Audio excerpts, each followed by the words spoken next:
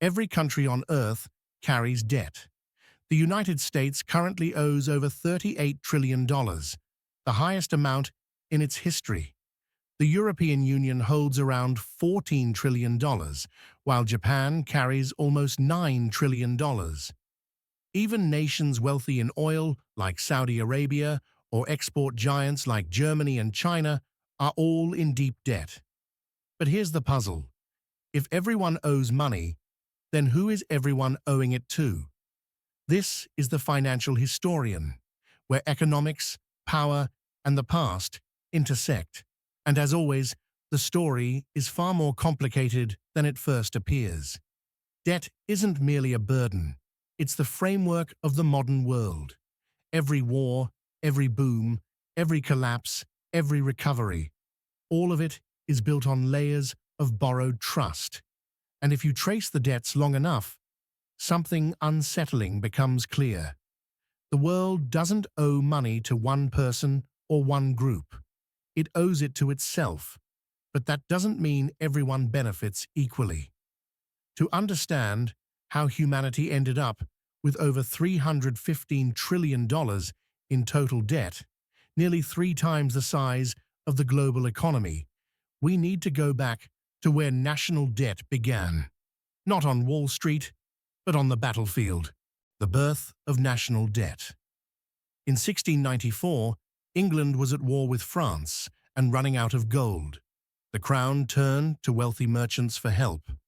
In exchange for steady interest payments, funded by future taxes, citizens financed the state. To manage this system, the Bank of England was created. This was revolutionary. The government could now spend money before it had it, and lenders gained a valuable promise, something they could trade. This was the first government bond, the foundation of modern finance. Other nations copied the idea. France, the Netherlands, and later the young United States used the same system to grow and to fight wars. Debt became a sign not of weakness, but of credibility. The stronger your reputation, the more you could borrow. Power was no longer measured only in land or gold, but in the ability to issue debt. Debt becomes the global currency. Fast forward to today. The United States owes $38 trillion. Japan owes over $9 trillion. And the global debt load grows by roughly $1 trillion every 100 days. Every nation owes. Every bank lends. Every citizen, through taxes and pensions, is both a debtor and a creditor. So who holds the other end of the rope? Let's start with the United States. Of that $38 trillion, about half is held by public investors. Around 2/3 of those investors are American institutions, banks, pension funds, insurance companies, mutual funds, and the Federal Reserve. The remaining third, roughly $9 trillion, is held by foreign countries. Japan holds about $1 trillion, China around $800 billion. Then the UK, Luxembourg, and Belgium follow.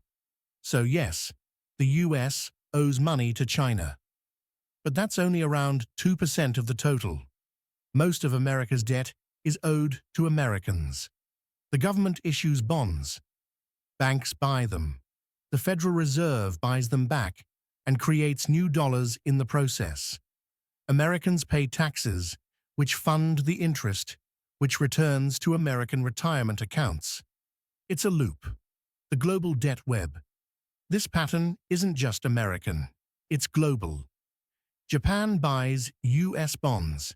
The US funds Europe through the IMF. Europe funds developing nations through the World Bank. Developing nations invest their reserves back into Western bonds. Everyone owes everyone. Everyone holds someone else's promise. It's like a poker table where every player has borrowed chips, and the game works only as long as no one stands up. When confidence breaks, when belief in the system falters, the consequences are severe. Greece in 2010, Argentina repeatedly, Sri Lanka more recently. When confidence collapses, currencies fall, governments change, and entire economies can reset overnight. The system was never designed to be repaid. Here's the twist. Governments do not aim to pay off their debt. They roll it over forever. New bonds replace old ones. Interest continues to flow. This isn't a flaw, it's the design. Government bonds are the world's safest financial anchor. If they disappeared, global markets would lose their foundation. The system survives on trust, the belief that the promise will continue, even if the principal is never repaid. So who benefits? When we say we owe it to ourselves, that's only partly true. Interest payments don't flow evenly.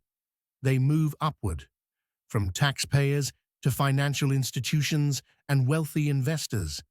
Debt isn't just a relationship between countries, it's a relationship between classes.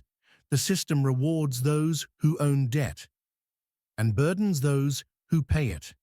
The real secret debt today isn't just money borrowed, it is the money.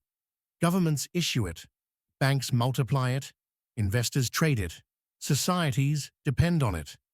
The line between debtor and creditor is now blurred. Debt once meant confinement. Today, it means balance. But balance requires trust, and trust is fragile.